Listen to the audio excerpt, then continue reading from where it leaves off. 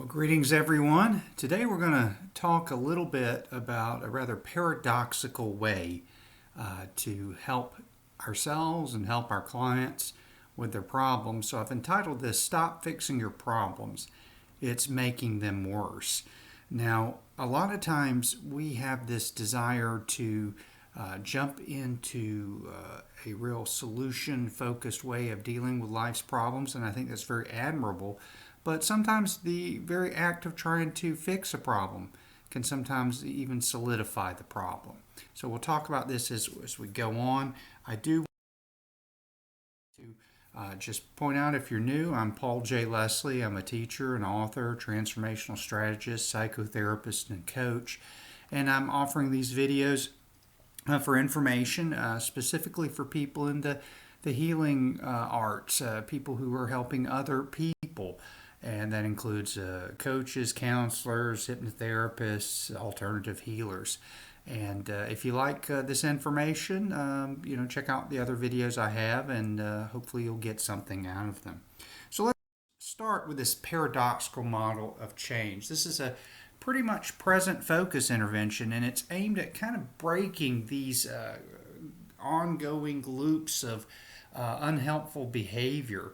So the big paradoxical model is that we're, instead of searching for these deep historical reasons why we have problems, we kind of look at our client's current problem not as a result of the etiology where it began, but a result of their faulty attempts to try and stop the problem or solve it.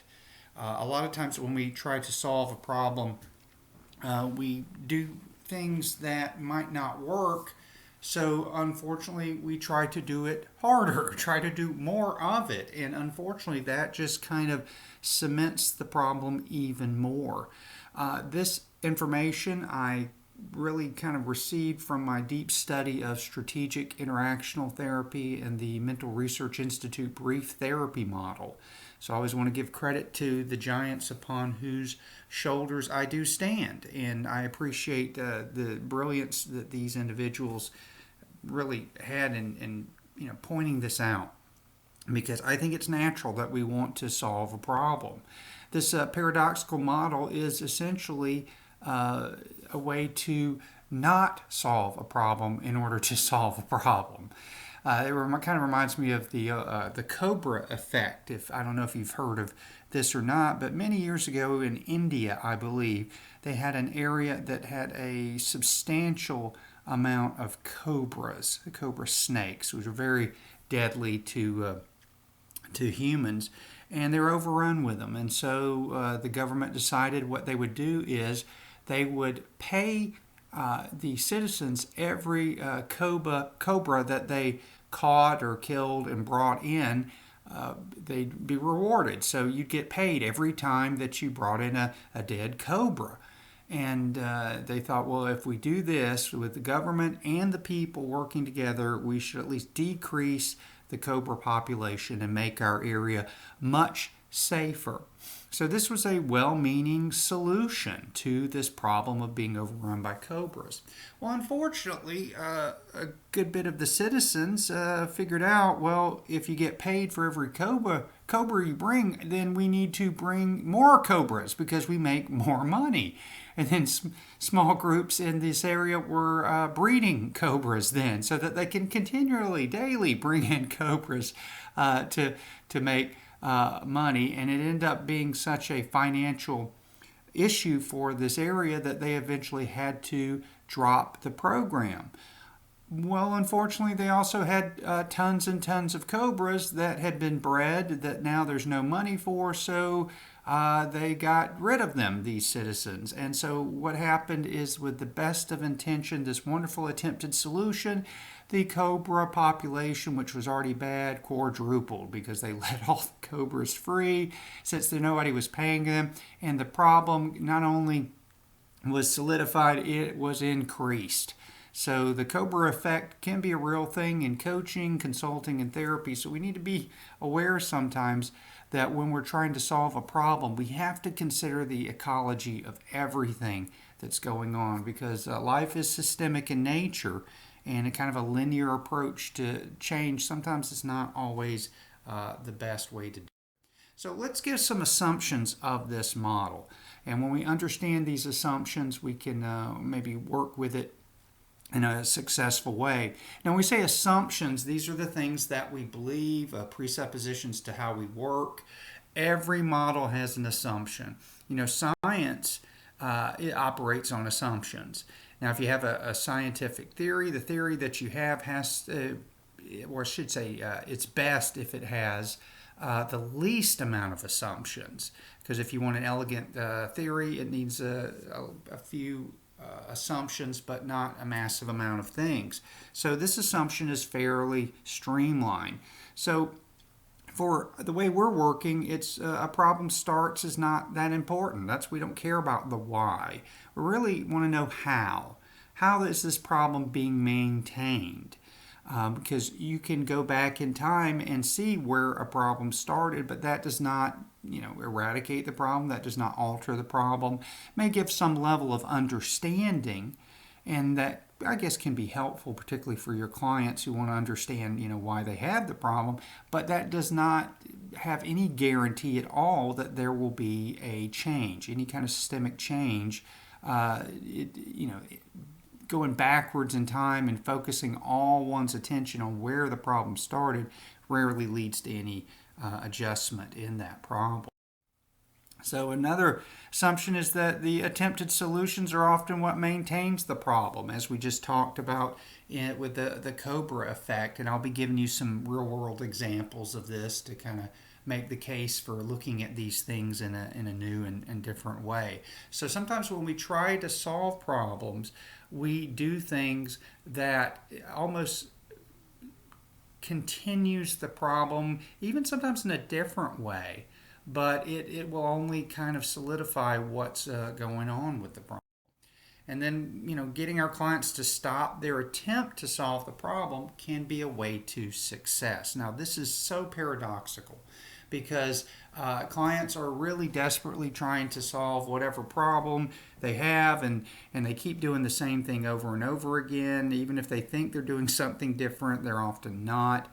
And so what happens is when they show up in our coaching sessions, our therapy rooms, or hypnosis sessions, whatever, they're really trying to get rid of this problem. But sometimes the attempt to get rid of something only totally maintains it. So problem resolution is generally achieved by allowing the problem to dissipate.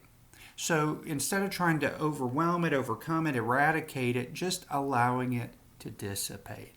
Now, this is very Taoist in a way, if you think about it.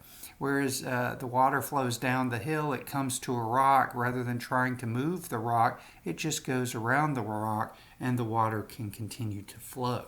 Again, this is very paradoxical. Now, some of you may be thinking, no, wait, my problem is so bad, it's so real, but I don't want to allow it to continue so it dissipates. I need to get rid of it now. Well, the big thing here is that we need to not eradicate a lot of problems. We need to change our relationship to the problem. So let's look at this. You got a problem. Now, we'll give some examples in a second, but just think about this problem. Now, we've labeled a problem, we framed it a problem, hence the rectangle that the problem is in. And anything that happens within that frame is part of the problem. It has to have whatever's going on inside that frame labeled a problem to continue being a problem. But we don't like what's going on, so we say that's the problem. I want it done, and you work really hard to try and solve it. So you go, okay, I have X, I want to do Y, and Y will help me eradicate X, will help me feel better, will help me succeed, will do all these kind of things that will essentially take care of my problem. Now, it's very logical, and sometimes you do need to do really this first order way of solving. So, for example, if brushing your teeth every day is a way to eradicate the problem of gum disease. Exercise and eating right is a way to eradicate the problem of excessive weight loss. So, there is some linear effects in the world. But some of our problems are not linear, streamlined ways of doing things, as we'll see. So, if you look at attempted solutions as just the logical reaction that doesn't work, we will continue to apply it because it seems logical. Hence, if someone says, "Oh well, if you want to lose weight, don't exercise, don't eat right," that makes no sense. All right, and I'm not saying that's a good solution to that problem, but does it make sense? So you're going to do what's logical. You're going to exercise, eat right, check your blood sugar, whatever it is. But you're going to continue to apply it. And then if you don't lose weight, then you're like, okay, I'm feeling trapped here and I don't understand. May need to go see the doctor, whatever that is. So the more the solution is applied, the problem tends to be solidified, much like the Cobra effect. The more money they offered for Cobras, they got them. But then more Cobras were being created and more money was leaving the government. So they had to raise taxes. And now we've got even bigger problems because it seems like a logical plan. It's a logical reaction to getting rid of the Cobras. So we have this problem and we have this attempted solution.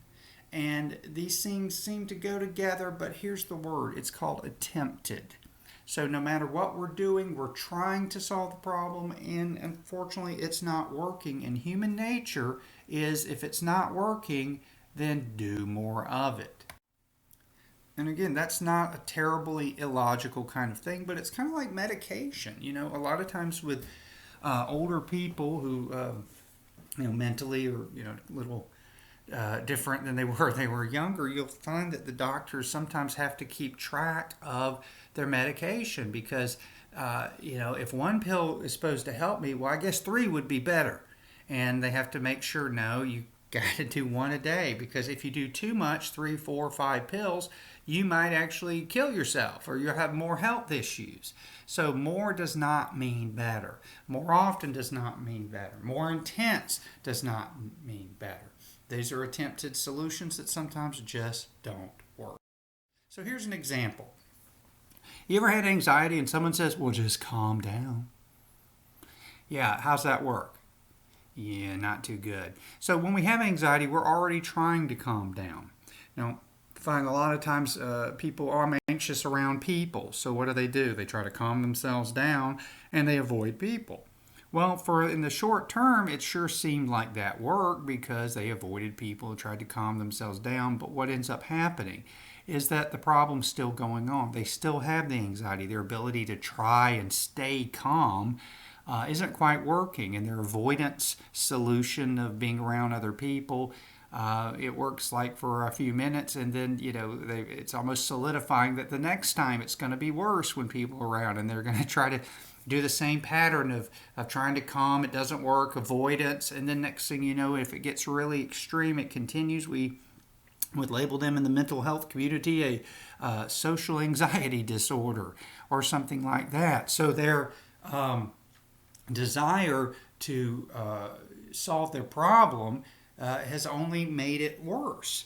And we see this all the time where, we are feeling a certain way and our family says, well, you ever thought about just not getting anxious? And, that unfortunately doesn't work because we're trying to keep ourselves very anxious, but then the more we're trying to calm ourselves down, the more difficult it is. That's why sometimes the issues when you have a client who comes in is very anxious and you're trying to get them to do progressive muscle relaxation or something like that, becomes very difficult because it may work in the short term, but it hasn't really solved the problem. So the client is constantly trying to get themselves to relax over and over again, and yet that problem still kind of being maintained there. So here's one that you see a lot. Someone has poor self-esteem. So you want to help build your friend or family member up. So you give them lots of compliments. And the more compliments you give them, it seems like nothing changes, or they even feel worse. I remember talking to someone and they said that they had bad self-esteem issues, and every time someone gave them a compliment, it actually made them feel worse because they would do things like, well, I must be really bad if they feel they have to give me a compliment. Or I know I should feel good about myself, but I don't. And I'm a loser because I don't feel good about myself. And it would just continue and continue. So they would just try to build them up, build them up, build them up, and then nothing happens. So every time a compliment was given, it almost made the situation worse. I mean, you'll see this a lot of times with families who have a depressed family member. Families working overtime trying to cheer them up, but the more they attempt to cheer them up, the more depressed the family member gets, because every time the family tries to cheer them up and the family member can't cheer up, then they feel there's something wrong with them, or it is even more validation to the terrible feelings that they have, and they increase. Again, attempted solutions are unintentionally not working. So the intention behind most solutions is to help ourselves or help our family members or friends. And the more we try to help, unfortunately, in that kind of linear way, it sometimes causes a lot of issues. So we get stuck in this kind of circular way of being, because every time we try to solve our problem, we make it worse. And then so naturally we want to solve it and we keep doing the same thing. And a lot of times we think, well, let's just try harder. And it just ends up creating a loop that's very hard for us to get out of. And it becomes a cybernetic loop. Now, cybernetics is the study of self-regulating systems. And this is how our problems and attempted solutions get set up. It becomes its own system. So if you're just following this input, process, output, feedback, it becomes a loop. And the problem needs the solution, and the solution needs the problem. And inside that frame, they become stuck and in a circular way of being. And it becomes a closed system. So when someone has anxiety, as we mentioned, and they're trying to calm themselves down, and it doesn't work, so they do it more and more, and it becomes this back and forth circular way of being. It's a closed system. So for us to come in and try to get inside the system, it's very difficult because it's closed to us. It's operating without us. Once it starts, because it's a self-regulating system, it's a self-creating system. So it starts, now that loop continues, and it has higher and higher levels of complexity. So for example, going back to social anxiety disorder, or social phobia, as some call it, it started just one time somewhere, some situation, some experience. And then this loop started where people make me nervous, I'm scared, I'll be judged, whatever it is. But then it continues and becomes so solidified in its own running thing. It happens, it feels like, all by itself. It's like I'm a prisoner to my emotional mental state, because it does feel like you can't change it, because you're inside the loop. You're inside that frame of a problem. And you have a real hard time trying to change the frame of a problem. That's why, sometimes the cognitive therapy applications work and sometimes they don't, because if it's a closed system, any new information that you have might not be able to get inside a closed system. Systems operate on information, but if it isn't something that aligns with the structure of that system, it won't be taken in. So when you try to be logical and reassure someone, that reassurance can't work because it's not operating within that system. So the only thing we can do is to try and perturb the system, adjust the system from the outside, because until that's adjusted, no new information can come inside the system, because it's working pretty much by itself, all on its own. So it becomes a vicious cycle. We have the problem, which leads to our attempted solution, and even if we get a short-term gain, but it's going to happen again. There's no change in the problem, which leads back to more of the problem. So every time the problem happens, here comes the attempted solution, and it just kind of creates this circular cycle that we're stuck in. This vicious cycle no one wants to be in, but when we're in it, it's hard to see it because we are stuck inside that frame. So that's why when a client comes to you and they say, I'm really frustrated with this problem I have, and you start trying to give them logic and reason, consciously they go, well, that makes sense, but nothing's going to change. Or a lot of times you may find that the solutions you're offering, they've already tried or they think they've tried. Or they feel that it can't work. And the reason it can't work for them is because their perceptions are being run by that cybernetic loop of solution, problem, problem, solution, solution, problem, and over again. So here's an example I found a lot of times in the early family therapy literature is the idea of the nagging spouse. So every time a spouse nags the other spouse, other spouse withdraws. So the more, we'll just say spouse one is nagging, and so spouse two will withdraw. Now that was the solution that spouse two had to spouse one's behavior. So the nagging is the problem, the solution is the withdrawing.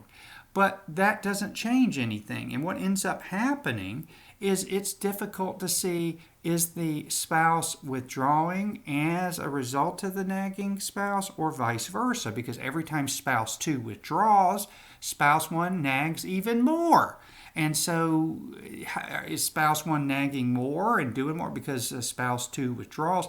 Now we are totally locked into this vicious cycle, and it doesn't matter who started it, because now the withdrawing activates the nagging activates the withdrawing, and here we are in this circularity, and we're stuck. And we tell spouse one, stop nagging, and spouse one says, well, I could try that. But then spouse two continues to withdraw, which activates the nagging. We could tell spouse two to stop withdrawing, but then even if they don't, spouse one may be nagging. And so where does it end? Where does it begin? It's in this circle of interaction that's very difficult to break out of. Another one common thing is the obnoxious teen. If you've ever raised teenagers, as they say, God bless you. I know it can be difficult. So teenagers can be problematic, and a lot of times you have a teenager being obnoxious, smarting off to their parents, being kind of oppositional. So the parent will get upset and yell, and the teen may quiet down, or it may get worse. And then it gets the same thing. Is the parent yelling because the teen is being obnoxious, or is the teen being obnoxious because the parent is yelling? Because the more this attempted solution of yelling to shut the obnoxious teen down, now the teen becomes more obnoxious as a solution to dealing with the yelling parent. And we go in this cycle. So if we can get the parent to stop yelling, maybe that would work. But then we have, then they go, well, the teen's still being obnoxious. And it just goes on and on and on. So change, really, if we look at it this way, it's a domino effect, but it's only once that attempted solution is abandoned. So rather than trying to change individual within a system or one little origin of where this all started, we really want to look at the whole system and how we need to adjust that in order to create change. So I'm going to go through and give you some real case studies, and maybe this will make more sense, and maybe it's something that, when you're working with your clients, you can maybe look at the situation just a little bit differently.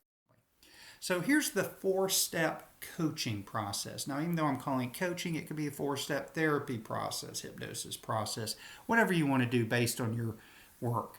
So essentially, the first is define the problem. Now, this is why it's important to really get a concrete, observable issue that client wants to change. Now, the reason I say it's important to have a specific and observable is, first of all, feelings are hard to measure. They're very subjective. So if someone's having an issue, a problem, if you can get it in some kind of measurable way. So for example, if someone says, I'm depressed, okay, well, how are you doing the depression? So it may be that they're avoiding work. They may lie in the bed more than they want to. They may be sitting in the corner crying, whatever it is. but those are things we need to see kind of what's a measurable process here. And really getting the details about the problem, the who, what, when, where, which we'll talk about in a sec, and where we can get as much quality information as possible. Now, again, I'm not saying define where the problem began, although that can be helpful. We really want to look at how the problem is right now in the present. So then we want to, step two is investigate the prior solution. So we want to really just kind of map out everything that's going on. And what has the client, or if you have working with families or organizations, what's the group done, already attempted to fix the problem? So if they are trying really hard to fix a productivity issue at this company, what have they been doing? And if they've been doing something, how have they been doing it? How long have they been doing it? How specifically has that not worked? So we really want to get in, because number one, we want to try something that they haven't done before. So there's no reason to give them information and action that stuff they've already done. But number two, it gives an idea of what is continuing this problem. And then we need to have some clear goals. Step three, so these measurable, realistic signs of positive change. So if the obnoxious teen and the yelling parent suddenly, can measure that the parent says, "I'm yelling less," and the teen notices there's less conflict, and they notice the teen's not being so obnoxious, that's a clear outcome that we can agree upon and measure. Sometimes we do scaling, 1 to 10. How would you know, if the problem was totally resolved at 10? At 1, it's the worst ever, and find out where they are. And you could scale it that way after intervention to see if any change has happened. So then after we have all that good quality information, then we need to interrupt the pattern that's operated, this cybernetic loop. So this is where we design a strategic task to essentially stop clients from trying to solve their problems. So the solution hasn't worked, it's failed for them, but they're continuing to do more of it, or they keep trying to solve the problem. Getting them to solve stop solving the problem, sometimes in and of itself, is the intervention. As I mentioned, it's very paradoxical. So as I said, we got to get quality information. So with this problem, who is involved? What is happening? When is it happening? Where is it happening? How is it happening? But again, not so much why.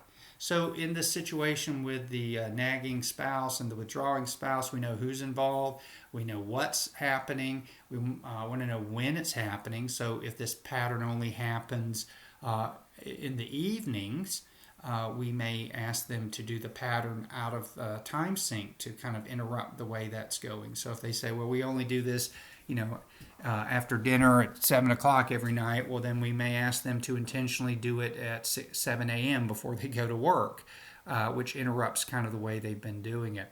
We want to know where it's happening. So the couple may say, we only do this downstairs in the living room. Well, then you might ask them to, if they're going to do it upstairs in a closet, someplace that they've never done it before, just to kind of perturb the system and interrupt it a little bit. And then how is it happening is most important, not why, but how. What are the specific details of how they know when it's happening and all those kind of things. So don't just jump in and try to freestyle. Honor your client, listen to their stories, respect their stories, honor them with your attention, and then asking questions in a really respectful, polite way, getting as much detail as possible will really yield a lot of gold here. So let me give you some case studies. I want to start with a case study with the late Milton Erickson. Dr. Milton Erickson, for those who don't know, was an amazing psychiatrist, hypnotherapist, just a therapeutic genius. And he has a very unorthodox way of working. So I'm going to give this a case study, and it kind of gives us an idea of how this could be utilized of attempted solution blocking. So Erickson worked with this woman who was having auditory hallucinations, and sometimes these hallucinations were not very nice to her. And just having auditory hallucinations to begin with can be very problematic and disturbing and frustrating and fearful and all these kind of things.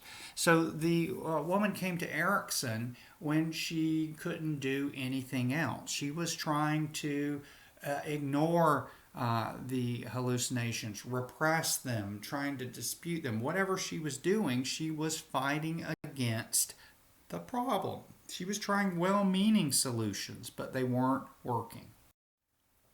So this was her vicious cycle. She would hear these auditory hallucinations, these voices, so she'd try to push them away and ignore them. And it seemed like the more she tried to do that, the more the voices showed up, and the louder they became. And so then when that happened, she kept trying to do this over and over again. And here we are in this circularity. No matter what she did, the voices were kind of entrenched. So she really, felt stuck here because what else can you do? She would react in a very negative way, and you'd have this quote unquote crazy problem, and then you'd end up having a crazy result of being agitated, reactive, which only added to her problem when she just wanted to have some peace in her head. So Erickson kind of viewed this situation, and he saw that she was kind of maintaining that problem, or at least making it worse. So what he needed to do is to get her out of this reactive cycle that she was in. So his way out was, he told her, every time you hear voices, I want you to have a pad and a pen, and I want you to carry it with you. And you hear a voice, I want you to write the dialogue down verbatim. Every word, every sentence, everything that's said. I want you to really take all the time that you need to write down everything that the voice or voices are saying, and bring the pad with you, all the notes to your sessions. So what ended up happening is this interrupted the pattern. Erickson didn't tell her to stop paying attention to it, try harder, let's take all this time to do the things she's already done. But she followed his directive, and what happened is it slowed down her reaction to the voices, which led to a decrease in the voices. Now, the voices didn't totally go away, but what ended up happening is because it slowed down, she had to sit down and write, and she was observing the voices rather than reacting to them. That cycle was broken.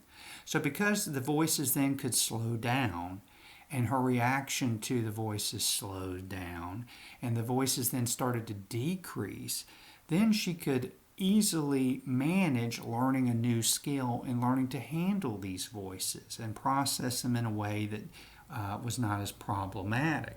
As long as she continued doing what she was doing before, she would have just continued and probably made the problem worse. The way Erickson did is he perturbed this system. He didn't tell her to stop hearing the voices or anything. He just wanted her to write the dialogue down. He knew that she didn't want to listen to him, but when she wrote it down, it interrupted that cycle and helped slow things down so that in their future work, it was a little easier for her to deal with those voices. Now, let me give you a case I had.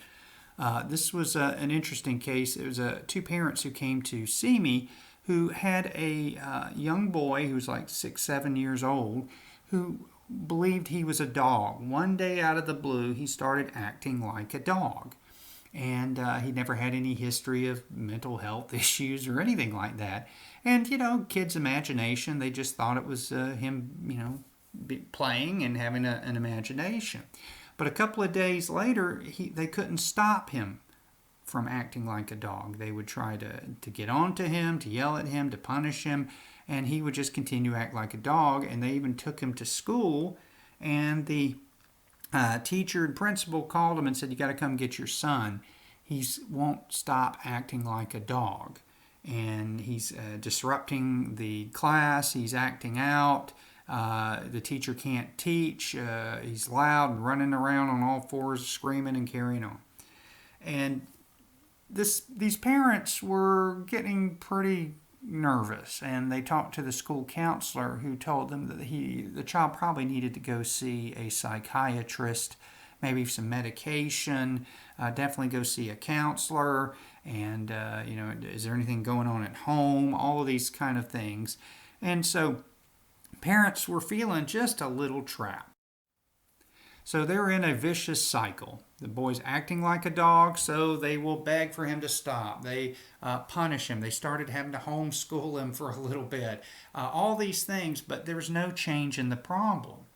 Now, I can guess why the child was doing this. I could look at, chart out the family dynamics. I could, do all kinds of things and create all kinds of stories about why it's happening.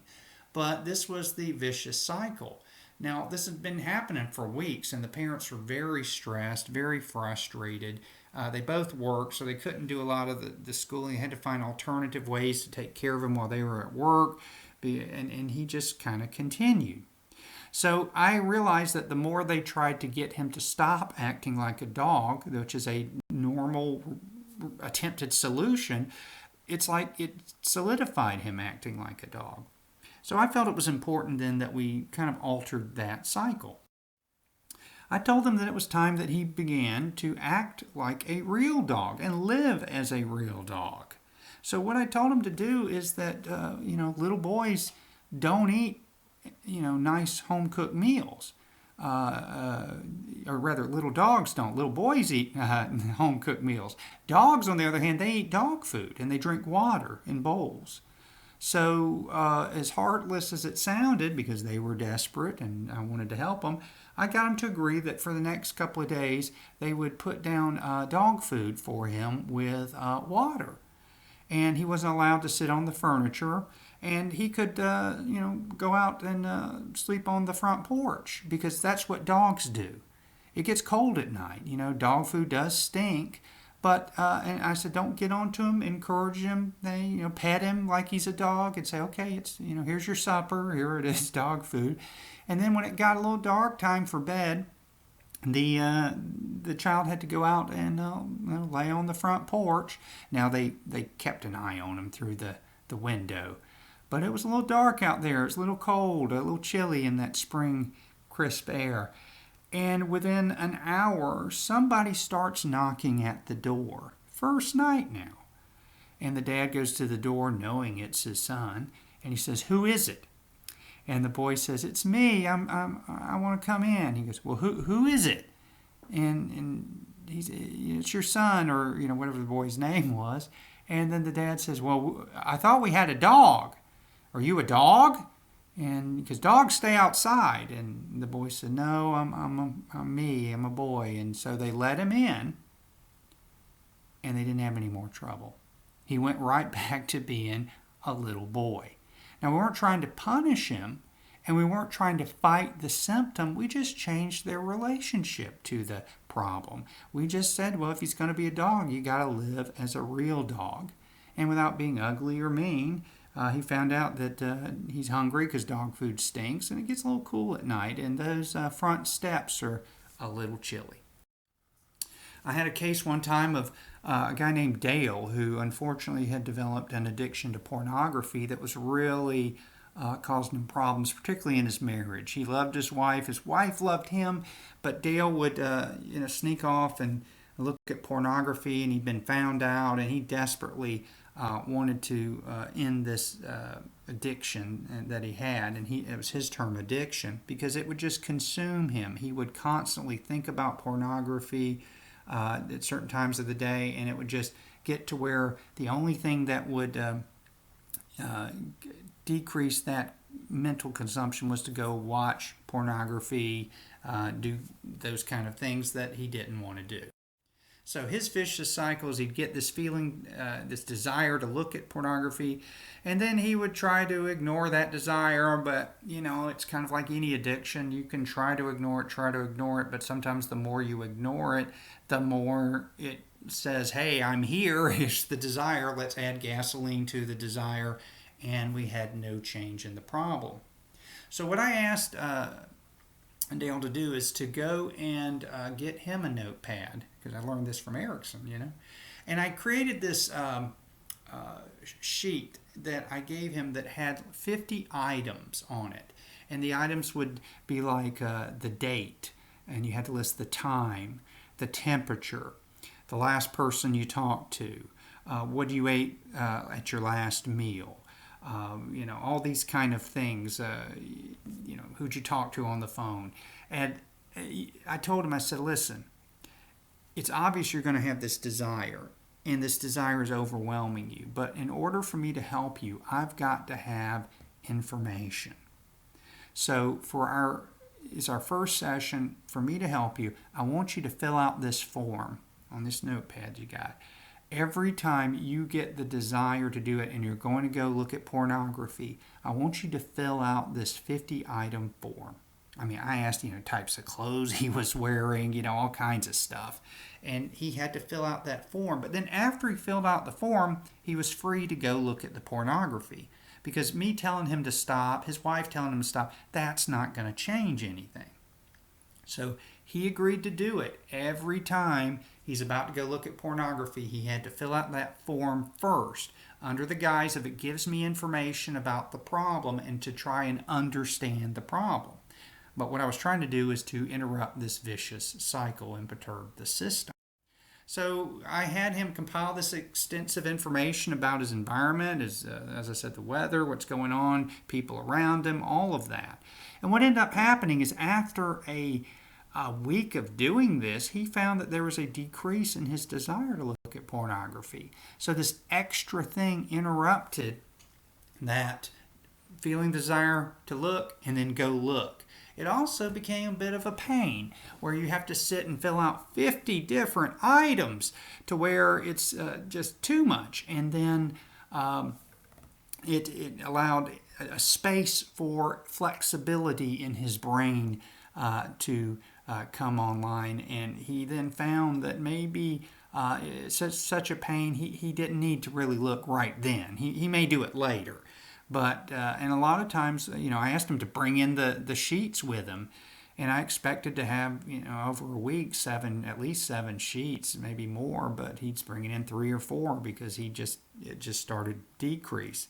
And due to it decreasing, then it's a little easier to do our other tricks of the trade to work with addictions and that of that nature. So anything I had done at that point, it was trying to get inside a closed system. So rather than fight the system, I just perturbed it. I just altered the way it was functioning in that moment, which led to a little space. And once that space is there, he's not trying to solve the problem by trying to not do it. He's like, feel free to do it for this week, but you still have to fill out this 50-item form in detail before you can do it. And that really kind of altered the way he was doing his problem. I'm going to talk a little bit about Jenny's anxiety. I hope these case studies are helpful because I want to give you real things rather than a whole bunch of conjecture. So Jenny's anxiety, Jenny was a young girl who, teenager, had a lot of anxiety, and she had parents that cared so much about her whole family that unfortunately they kind of enabled her, and they're kind of a little enmeshed in her mental state. So what happened is that Jenny would become anxious, and every evening they'd become anxious, and so her family would hold her and console her and tell her she's going to be okay with this mild panic and fears about her life and all kinds of things. Well, it seemed to help in the very short term that evening, but there's no change in the problem. She became more anxious the next day and continued to become anxious. And so the family nightly, it became this nightly ritual of caretaking Jenny and her emotions. And again, these are people that deeply love each other and care, and they're trying to be helpful. And this is a logical thing to tell someone, hey, it's going to be okay. You can get through this. That's logical, but unfortunately, it wasn't helping Jenny. It only ended up creating a loop, a cycle in which she was stuck in. So what I just asked Jenny to do and the family is that I said it wasn't fair that Jenny was getting all of this nurturing and love. That they're free to hold Jenny and all of this. But what I asked is that before Jenny has this problem in the evening, I wanted each other family member to talk about things that were bothering them for just a couple of minutes each. And then Jenny would have to console them and they'd console each other. Well, there's a funny thing is that they would, instead of just focusing on Jenny, Jenny'd say she was anxious. They'd all sit down, but then they'd turn to Jenny's brother and say, well, what's going on with you? Tell me about something with you. And they would console him, hold him, or whatever. And then Mom's turn, and then Dad's turn, and then Jenny's turn. So she still got her consoling and all, but because it interrupted the way it was going and also kind of broke a little bit of the enmeshment the family was having with Jenny, and also let Jenny know there are other people in the world who are having anxiety than her. Her anxiety begins to decrease. Does she still have anxiety? Yes. And many people will. And we'll have it, our life because it's a natural emotion. But because it was not an automatic support Jenny, love Jenny, Jenny now had to alter the way she was responding because she had to give her mom, brother, dad attention on their things, and they had to give each other attention. And so it shifted the way that they were responding to Jenny. So now that her anxiety has decreased, the family was spending less time trying to console her in a way that unfortunately was maintaining the problem. And then we'll just talk about Kelly's knocking. Kelly was a client of mine that had obsessive compulsive disorder. Anytime she would hear something health related, medical, illness, something, she would go into a slight panic attack.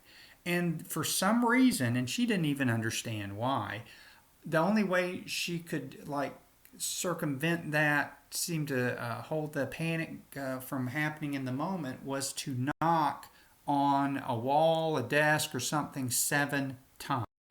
So her vicious cycle is anytime she'd hear health info, so she's watching TV and all those multitude of medication commercials come on, or heard someone talk about they'd been sick, she would go into this kind of panic attack. So the panic would start and she'd have to knock 7 times. And for some reason her brain would register, okay, that decreases the panic. But there's no change in the problem. It decreased it in the moment, and then the next time she has hearing health info or thinking about health stuff, here we go again, and she has to knock 7 more times. And this has become a way to where daily she's knocking constantly, and it just kind of embarrassing to her, but that's the only thing she's found that in the short term stops it. So she was taking anxiety medication, which helped a tiny bit, but she was still having these intrusive thoughts, and she tried to dispute the thoughts, and that wasn't, stopping the knocking. So what I kind of thought it'd be nice, again, to kind of block her pattern, not keep her from knocking, because I couldn't do that. And if I told her to stop knocking, well, number one, she's already tried that. Number two, she probably couldn't. I needed to alter that cycle. So what I did is that every time she knocked, I wanted her to put a jumping jack between each knock, a short jumping jack. So she would hear whatever health information, think whatever intrusive thought, start to get panicky. Sure, go knock, but between every knock, do a jumping jack. So it started to slow down the knocking and started to interrupt the physiological symptom. So she'd knock, instead of knock, knock, knock, knock, knock, she would be knock, jumping jack, knock, jumping jack, knock, jumping. She'd do this 7 times. So what we found after 2 weeks of doing that, well, number one, it's very annoying and problematic. So it altered kind of the way she was responding to her health info. I didn't ask her to stop knocking. I want to just reemphasize that. But it caused her knocking to decrease. After the first week, 7 knocks came down to 5. By the 3rd week, we were down to 3 knocks. In a month, it was, every now and then she'd do 1 knock. And she could live with 1 knock, and we could go on and work on anxiety or whatever her other issues were. But it was essential that we altered that pattern, and without doing that, it would just continue no matter what cognitive intervention we did. So again, we have our 4-step coaching process. You want to define the problem, identify specific observable issue they want to change. You want to investigate their prior solutions. You want to map out everything that the client's already tried to do and fix. This is important. Again, if you don't find out what they've already tried, you may be trying to do something that is not beneficial. And then you want to define the clear goals. What is it that they expect to happen when the problem is solved?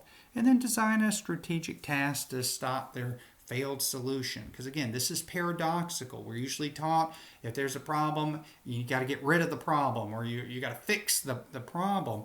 And here we're just trying to get them to stop fixing the problem. And a lot of times our problems just kind of tend to disappear.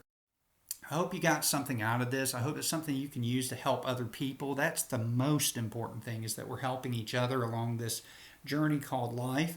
If you're interested in my work, you've hung out with me this whole 50-minute plus time period. I really appreciate it. Please look me up at drpaulleslie.com. And I have books and some really good online courses that you might be interested in if you're a person, a healing arts professional, to make your work more magical and creative. So thank you for spending the time with me today, and I wish you the best. Have a great day. Bye-bye.